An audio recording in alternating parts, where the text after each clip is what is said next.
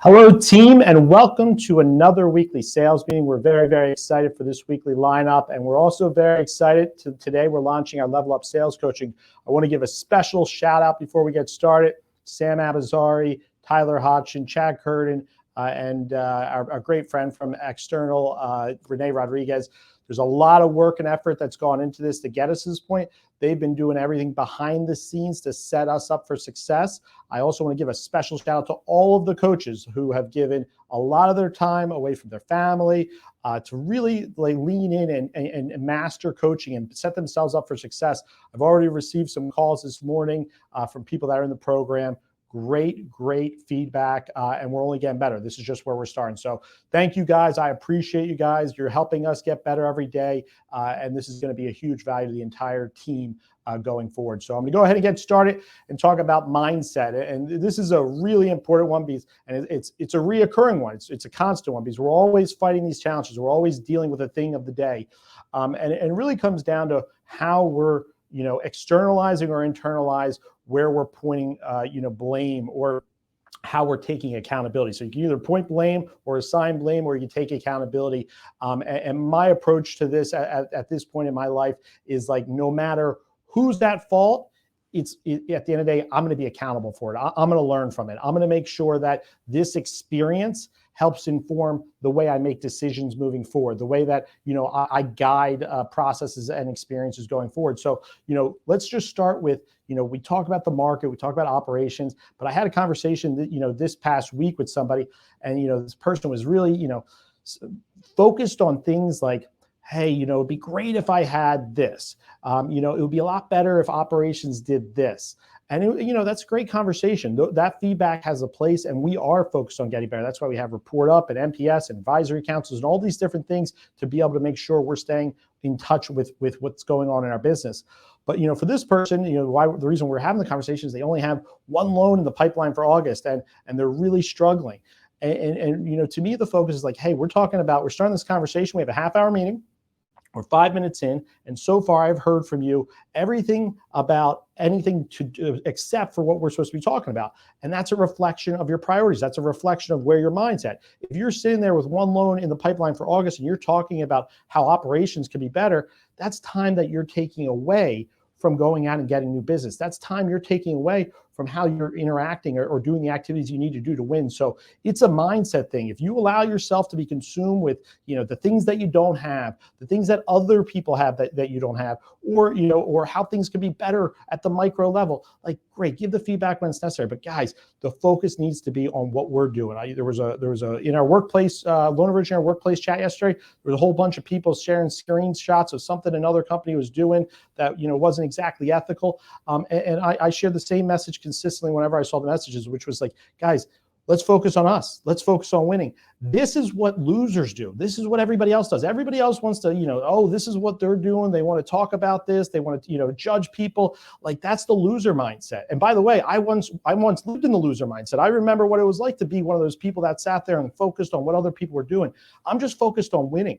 And when I focus on winning, the only thing I'm focused on is how can I help you get more loans? How can I help you be more efficient and effective with your time? How can I help our team here get better every single day and enhance our experiences and enhance everything we're doing?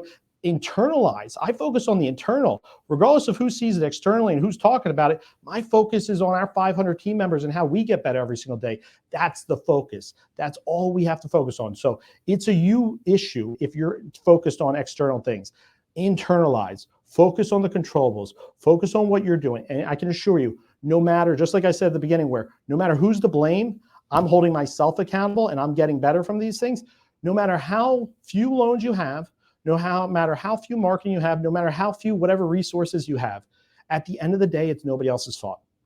We've got to put food on our table. We've got to be in front of more real estate agents. We have to talk to more borrowers. It's a we thing. We have to do that. Nobody else is coming to save us. So it's us versus us, guys. That's the mindset. This is a conversation I actually had with my brother earlier this week. I don't want to pick on him, but he was talking about things he wants to do and all this good stuff. And this is something I consistently say to everybody is like our dreams. The best place for our dreams is in the future. Okay, it's great to have big aspirations. It's great to want to do big things. Similar to what I was just saying about the distractions, like it's like that's down the line. When we do the work, when we execute on our plan, when we come every single day and over the course of a very long period of time, do what we need to do on a daily basis, maybe that dream will come true. Like, hey, it's my dream to be 180 pounds. Well, guess what? Eating cheeseburgers and not working out isn't going to get me there. That's why I'm not 180 pounds. So I got to do the work. I got to eat right. I got to work out. I got to do all these things. If I do it for a week, probably not going to look much different. If I do it for, a year, maybe I'll make some progress. That's the way it goes. So leave the dreams in the future, okay? This is not time for fantasy land. The next 6 to 9 months, this is hell, okay? We're entering hell. And we got to be focused on making sure, like, hey, we want to think big and we want to think about where we're going, but we got to execute. We got to do what we need to do daily. And believe me when I tell you, every single time we're doing something we don't want to do, any single time that we're doing something that doesn't feel comfortable, believe me, I do it every single day. I have my calls that I do every single day. I'll call out Lowe's, cold. I'll call them, just like I'm a recruiter. And I know somebody's going to bang on me. Somebody's going to say something that's going to aggravate me. But at the end of the day, I'm still going to do it. And then I follow them in 6 months. And guess what? In 6 months, they might bang on me again, but they might not, because they might look back and say, hey, you called me back after I banged on you and talked to you like that? Like, you got some serious gravitas. That's the focus, okay? We're going to be tougher than the market. The market's not going to dictate our success, guys. So keep the dreams in the future. Ignore the distractions. Focus on what's in front of us. Focus on the things that we need to do. And this is the last one before I hand it off. And this is really an important one. This is as important as anything I'm going to say to you on this meeting today, anything I can say to anybody. And this is the keys to my success in business, is planning and preparation, okay? You cannot be successful. And I just want to make it clear. You can watch whatever motivational videos you want. You can go to whatever coaching you want. You can do whatever the hell you want. If you can't do what I'm about to describe, it doesn't matter. I'm just telling you the 100% facts. Planning and preparation. What does that mean? You have to design a plan for success, okay? This morning I came in, I had a bunch of stuff I had to do. But one thing that's been on my mind is I don't like the structure of our weekly recruiting call. I've been doing it the last, several months, and I don't like, the way the structure of it and how we're telling our story and all these things. And I said, okay, every single week in my head, I'm sitting there saying, I don't like it. How am I going to replace it? Like, what is Taylor going to read my mind and fix this? Like, that's not realistic. I had to design a plan. Okay, I spent the time. I designed the plan. So what does it mean to design a plan? Before you can design a plan, you have to ask yourself the question, what problem are you trying to solve? You can't come up with a solution. There's no doctor out there that's going to say, hey, here's a solution, when they don't even know what the issue is, what the problem is. What problem are you trying to solve? A lot of people will come to me and tell me, they're trying to do more loans and all this good stuff. And I'll ask them a question like, okay, what time does your day start? Oh, well, I usually wake up at 8 and I get to the office around 10. I'm like, okay, so right off the bat, there's your problem. Why are you waking up at 8? Well, I'm hosting this, and I go to a happy hour. I have my fantasy football at night, blah, blah. Oh, so you're not going to bed till midnight. You're drinking. Well, how are you setting yourself up for success? We don't have a loan problem. We have a you problem. Like, okay, let's start with that. How do we get you healthy? How do we get you waking up at a reasonable time so you can start your day effectively? Design a plan. What problem are we trying to solve? Then once you identify the problem, think about the things you have to do. What do I have to do to get more loans, okay? If you sat there and said, hey, I'm just gonna wait by my phone an extra hour a day, maybe I'll get a couple extra calls, like that's not a plan. The plan would be sitting there and saying, hey, I need to be in touch with more agents, financial advisors, builders. So how do I get in touch with them? I can't just, put my finger out there and hope somebody finds me. I gotta call them. I gotta connect with them on social media. I have to go to events that they're gonna be at. Okay, great. Now that I know that, I need to call 25 people a day.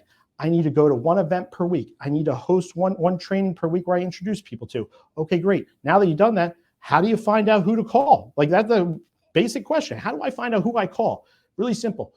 Research. This is where the planning comes in, guys. I spend a half hour a day just Googling the people I want to call. Hey, I don't want to call their work number. I want to call their cell phone. I want to make sure I have the right email address for them. I don't want to send it to their work email. Like, I do the research. I make sure I know their production. I know the information before. I go on their social media page. I'm engaged. Like, I'm preparing to win. I'm planning to win. And then practice, like preparation is practice. That's what the game is, okay? So you got to do it a lot of times before you become great at it. You ever heard of the 10,000 hour rule? In order to be a great salesperson, you got to do 10,000 hours worth of work in order to be great. That's what it takes. So expect to fail when you call those first 25 people. Expect to fail when you go to a networking event and don't get a business card. Expect to fail when you put all this effort in and don't get the results. And then when you get to the point where you start seeing success, where you get that 1 out of 200, that 1 out of 500, you've created a baseline. That's your new starting point. Hey, I got 1 out of 500. My goal is to get 1 out of 499 next time. I just want to improve by this much. That's planning and preparation, guys. That's what it takes, okay? That's what I do in every single thing I do in life. That's why our business is growing and we're successful. That's why a lot of people are failing. It takes what it takes, but it starts with planning and preparation. You either prepare to win or you prepare to fail by not preparing. I'm going to hand it off and I'll be back shortly.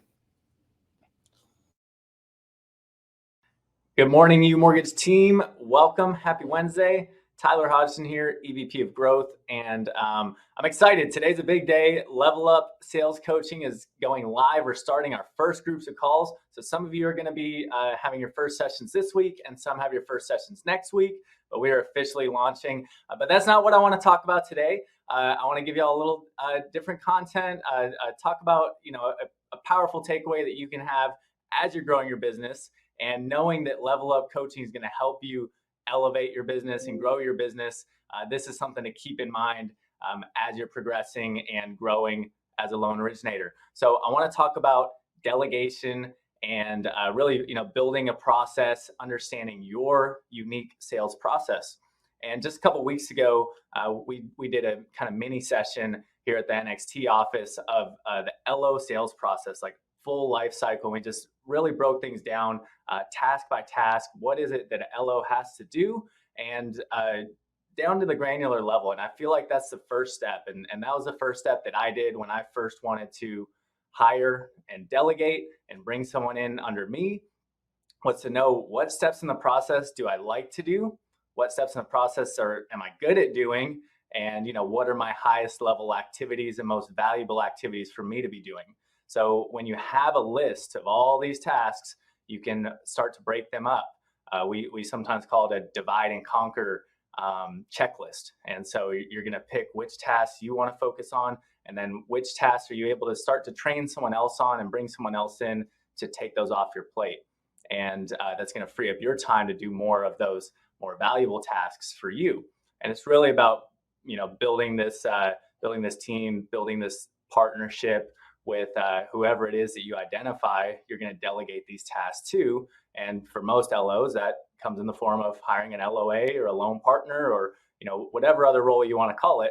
But this is someone who's going to be on your team, who's helping support your business as you're growing.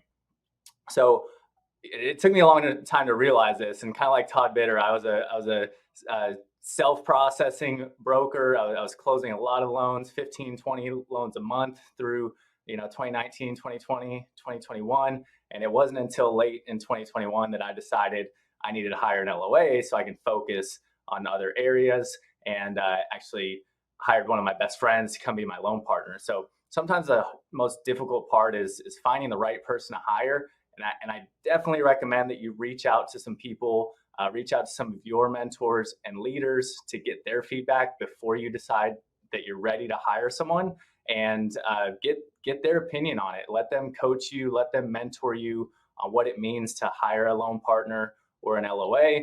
And if they think that you're ready, and maybe they can help you identify the proper person who's going to be a good fit with your team, because somebody who worked well for me as a loan partner might not work well for you as well.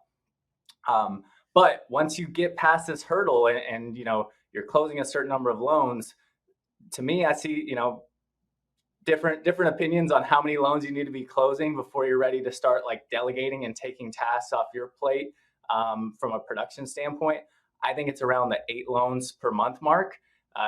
Feel free to drop in the comments here what you think is the optimal kind of monthly volume that an LO starts to need help with some front end support from an LOA.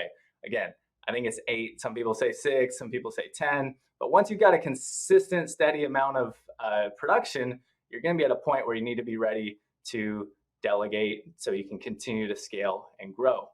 And just a couple of weeks ago, I was in Utah and I had this conversation with Adam West. So Adam, I'm going to call you out right here. I hope you're watching. He and I were talking about where his production is now and starting to try to hire an LOA And I was like, you got to do it now. Like, you're at the point to do it now, especially in this market with the amount of volume that Adam is doing today. 6, 12, or 18 months from now, when the market starts to pick back up in the other direction, he's going to be too overwhelmed to be ready to hire and train at that point. So you've kind of got to look at your business with a long-term perspective and really understand the risks and the pros and the cons, and try to time that out so you know where you want to be in the future. And you can make that hiring decision knowing that you've got to take time to train them. It's going to take time for them to get up to speed. And the last thing you really have to realize is, like, nobody's ever going to do it as good as you. And, you know, that may be a vain thing to say, but like, your process is the way it is because that's how you have always done it. And someone's always going to fall short of your expectations, or they're going to do something slightly differently. They probably do a lot of other things better than you, but some of the things that they do, they will make a mistake. And, you know, you're going to have to coach them and train them on that. But you have to accept the fact that someone else doing something 80% as good as you doing it, but taking it off your plate, is so much better than you doing it all 100% yourself and it being 100% perfect. So once you've got to that level that you recognize that and you realize that, you really free yourself up and open yourself up to a lot more opportunities. So I hope this was helpful. I really just wanted to share some of my experience with delegation. It took me a while to realize it, and it really is a difficult situation for a lot of loan officers because it's new, hiring people, training people, managing people. If you have questions or you're unsure about this, again, talk to some other leaders, talk to some other mentors, and myself, I would be happy to help coach you through this moment as well. Hey guys, Jennifer Galvan, NewTexasMortgageMom.com here from the great state of Texas, and I want to talk to you today about adding value. So I truly approach my business and my life with a thought process of how can I help and serve others?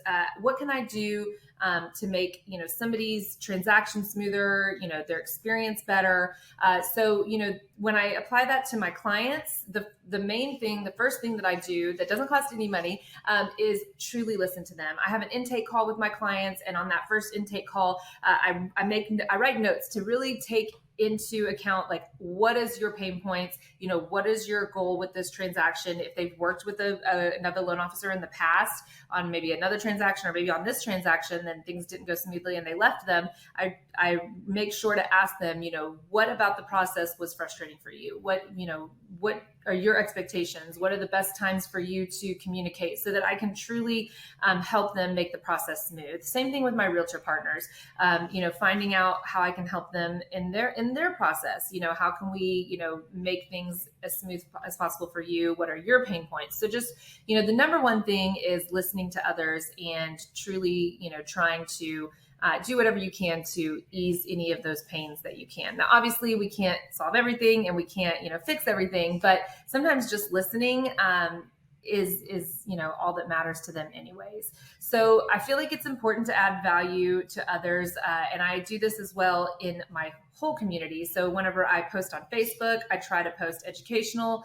videos. Now, obviously, when I'm posting things about loans, I do get business from that, but that's not my number one goal. My number one goal is, again, to help and serve others. And this is the area that I have expertise in. So things like talking about property taxes, talking about shopping for homeowners insurance if they're not checking their homeowners insurance, and now all of a sudden it's jumping up on them because they weren't checking. Talking about escrow shortages and deficits. Talking about, protesting your tax values every year, a lot of things with escrows, right? So I really try to help, provide value by adding these educational things. I also, think that it's really important, once you've added value to others, you have a close relationship, you continue to develop that relationship. So some of the things that I've done, I try to send out handwritten birthday cards every year. I have a great service that I've used called Send Out Cards, where big points in the year, like Christmas time and back to school time, all of my clients are posting, well, almost all of my clients, the ones with kids, are posting pictures of their kids back to school. So I will go through and pick those pictures, put put it on a postcard and send it to my clients. I got this idea from another genius loan officer, so that they're seeing their kids on a postcard and it really touches them and is meaningful to them. Also, trying to keep in touch with them on big things in their life, having their first grandkid, having a new baby, things like that, where I will send crumble cookies a lot because those have a pretty low delivery cost. So again, just continuing to develop those relationships even after closing.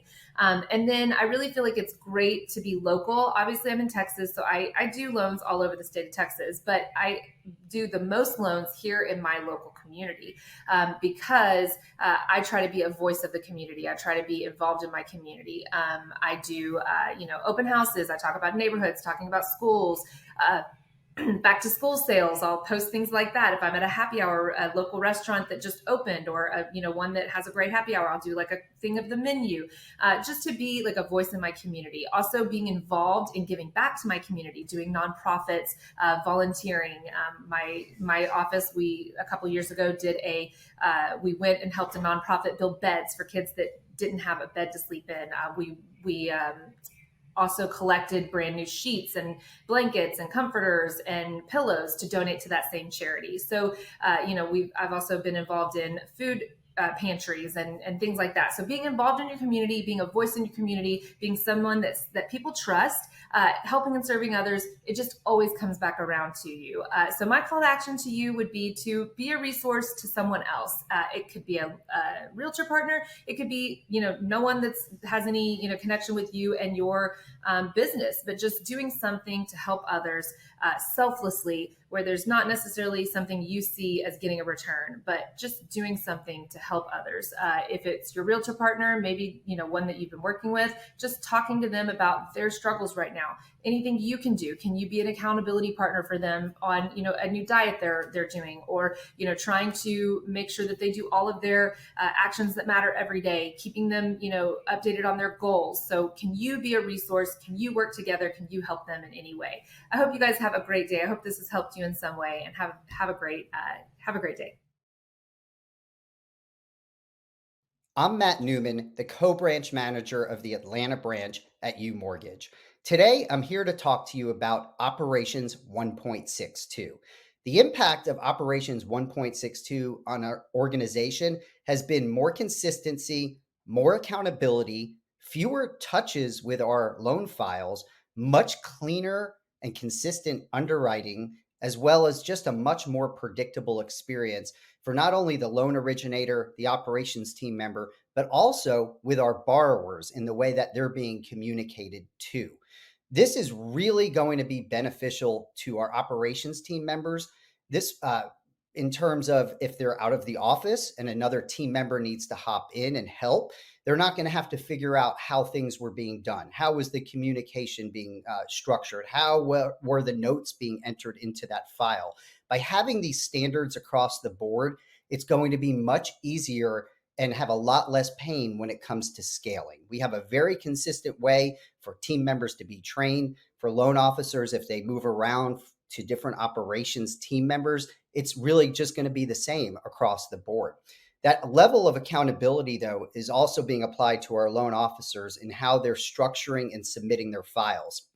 And that's going to reduce stress on our operations team members, because it's going to be the same experience with every loan that gets submitted under our Operations 1.62. And the biggest benefit to this entire project, to the overall organization, will be our ability to scale. By having a very detailed structure, it's going to be easy for new team members to follow the documentation, the guidelines, and to learn our systems and structures. We're an organization that's made up of loan originators and team members and operations that come from all different backgrounds, whether it be retail, other broker shops, perhaps they're new to the industry. So everyone sort of has their own way of doing things. There really is no guessing under Operations 1.62. We have very clear instructions for everybody that's involved. And again, I think overall, this is going to provide anyone getting a mortgage through UMortgage an awesome experience, because they're going to have a very predictable outcome from when they submit their application and get pre-approved with the loan officer all the way through closing. And again, that's going to be the biggest benefit we're going to see. If you want to learn more, we have a ton of information on our workplace site, you can find some previous trainings that have been done. They're almost being done daily. In addition, on the operations 1.62 page on the My UMortgage SharePoint site, there is a ton of information, including the guidelines and documentation. I know for myself as a branch manager and a loan originator, taking a peek into what the operations team members are going through in terms of training and accountability, it really opened my eyes to how much work has been put into this project. And I know it has slowed some things down initially while we went through this transition, but we're already well beyond that. And we're seeing our turn times and our SLAs return to where they were previously. So now we have the best of both worlds. We're going to have the speed that we've all been accustomed to at UMortgage, as well as the consistency for us as the loan originators, for the team members in our operations department, and most importantly, for our borrowers. Good morning, UMortgage. Hope you're having a great start to your week. I am Ben in Atlanta, and today I want to talk about winning in this market. What does it take to win in this market? And it all starts with us. What daily actions are we taking? How many people are we talking to? When we're talking to people, what are we talking to them about? Are we being positive? Hopefully we're not talking about the negative issues. We always have to be positive, not only in our own minds, but what we're spreading to our referral partners. They don't want to hear from you talking about high interest rates and low inventory, okay? But what are we talking to them about? Hopefully it's something encouraging. Positivity is contagious. People want to work with people who are positive, who have a great attitude. So I challenge you to, when you are talking with your referral partners, talk about the positives. How can we help each other? How can we hold each other accountable? All right. Matt Gauger shared something yesterday about a Kobe Bryant story. He was never done winning. We're not done winning. The rent is due every single day. We have to come in. We have to do our daily actions. I have something written down right here on my desk, and it says, somebody's going to get a loan today. Is it with you? That drives me, because I know somebody's going to get a loan today or get pre-approved today, and I want it to be with me. So I want to make sure that I'm doing everything possible to, number one, stay positive. Number two, spread good news. And number three, crush it. Because I have in my mind, I know that the activities that I do in the next 30 minutes will drive the next 3 hours. The next 3 hours will drive the next 3 weeks. And those 3 weeks will drive the next 3 months. Okay. So I'm always pushing to make sure that my activities line up so I have a harvest in 3 months. All right. There's nothing instant about this business, and we all know that. But it all starts up here, and it all starts about our daily actions that we're taking. So I really want to encourage everybody to have a different mindset. Have those daily activities that you're doing every single day. Thinking about, somebody's going to get a loan today. Is it with you? I hope so, because I want it to be with me, and I want you guys to get loans as well. But it all starts about, again, our daily activities and our mindset. And I want to challenge everybody to make sure that they're tuning into the daily sales huddle every single day.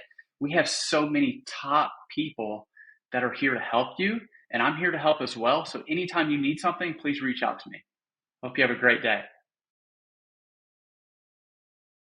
Thank you, Ben, Matt, Tyler, Jen. Spectacular, valuable information today. So thank you very much. I appreciate the energy and enthusiasm. So want to kick off and talk about last two things before we wrap up. This is something we're going to be introducing here in the next couple of weeks. Weekly updates. So some of the feedback that we've received from our advisory council in different settings is, there's a lot of, UMortgage doesn't have the issue, most mortgage companies have. Most mortgage companies have a communication issue. Everybody's operating in silos. Nobody knows what's going on. Nobody's communicating. We have the exact opposite. We communicate too much. It's noisy in workplace. It's noisy. We have events, we have trainings, we have huddles. We've got a lot of things going on. We bring visibility to almost everything that we're doing, which is, what makes us special, brings transparency throughout the organization. But the message has been, how do I get it more concise? How do we tone down the noise, make it easier to access, have one place to go for it? So this is something I've been working on with our marketing team and our business innovation team for the last 2 months. And it's essentially a, once a week distribution. We're going to have our key performance metrics, year to date, month to date. How are we doing? Where's our volume? where are we trending? What are the things that leadership looks at here? Not just the production the data, the cycle times, but also things, like LO head count and retention and those the client experience.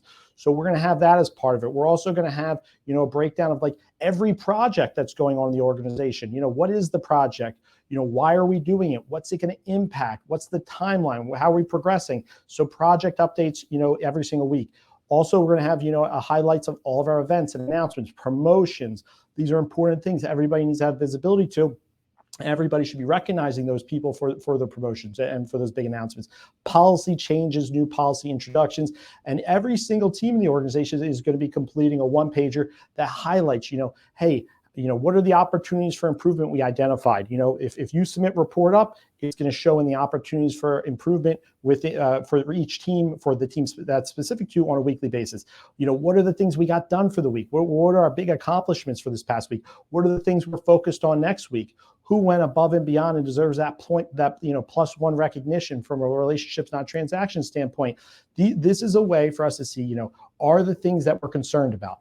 Are the things that we gave report up feedback about, or we shared feedback through our advisory councils or different settings, making it to the organization? Are we doing something about it? And by seeing what the team's priorities are, and by seeing what projects we're working on and the things that we have prioritized as priorities, it shows that we're making progress. A lot of times, like, people don't know 1.62 is we were working on this, a couple months before we actually went live. We've actually been working on it for a lot longer than that from a philosophical perspective.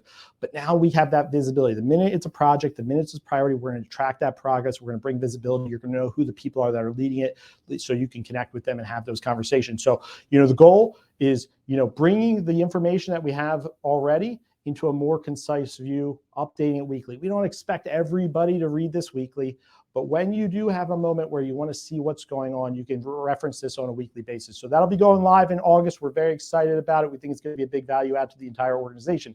Last thing I want to talk about before we wrap up, and this is a big one. It's the, what I call the big fish, little pond syndrome, okay? There's a lot of people that when they become that big fish in a little pond, they enjoy that atmosphere. They like being they have the ego of being the big fish. And, the size of the pond's all relative. You could be a 2 loan a month producer and want to be in the smallest possible pond and be, the king of the 1 loan a month people. Like, hey, I'm doing 2, you're doing 1. I'm better than you. Like, that's the mindset, is more or less, it's not about how much volume you're doing or what you're doing. It's the perspective that I need to be better than everybody else in my environment. That's not how you level up, okay? That's not how you get better, okay? You can ask any of our leaders here. The feedback that I give them on any given day, or the recognition I give them on any given day, I've had people tell me like, oh, you really pump this person up. You really, give them great recognition. And then if you pull that person aside, any given morning that I've given them feedback, they might say, hey, listen, while he does this, he also does this. And and based upon that, it all evens out. But at the end of the day, I level up. I get better. Okay. The feedback is to get better. It's about translating into our work. And listen, it's hard. It's hard to have these things. It took me a long, long time to have a relationship with other people and myself, to be self-aware, to know that I need to get better. And when somebody's giving me feedback, I'm taking it in a constructive way and focusing on how I translate it into my life, into my experiences, into what I'm doing. So like, I get it. It can hurt. But when you focus on being, the big fish in a big pond, when you focus on leveling up, when you take that, when you leave the ego at the door, when you come to work every day, you get into a situation where today's weaknesses become tomorrow's strengths. If you knew me 5 years ago, you wouldn't recognize me today. I'm a completely different person. If you knew me a year ago, I'm a completely different person, okay?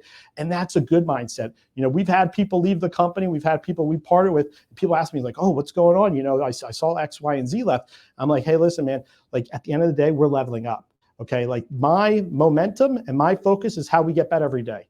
And over time, people say they want to get better every day, but eventually their behaviors don't align with the outcomes, okay? And every single day I'm gonna get better. Whatever our biggest, thing that we're working on getting better on today, one day we're gonna conquer it, and then there's gonna be a new thing that we're gonna focus on getting better at. And that's gonna be forever. We're never gonna stop. I just want you to make a understand, we're never gonna stop. So that doesn't mean you can't relax. That doesn't mean you can't have time off. That doesn't mean that you can't have bounds. Those are all things you create in your lifestyle. But when we are working, we're focused on getting better. We're focused on adding value. You heard Jennifer talk about it. You heard Tyler talk about it. What do you think these people are doing? They're focused on getting better. They could make more money somewhere else if they wanted to, but they've come to an environment that's focused on not only them getting better, but how can they help the people around them get the better? How can they contribute to a culture that's focused on getting better every single day? So we don't have a big fish, small pond problem. We have a leveling up focus. We have a focus on getting better every single day. So have a great rest of the week. We appreciate you and talk to you soon.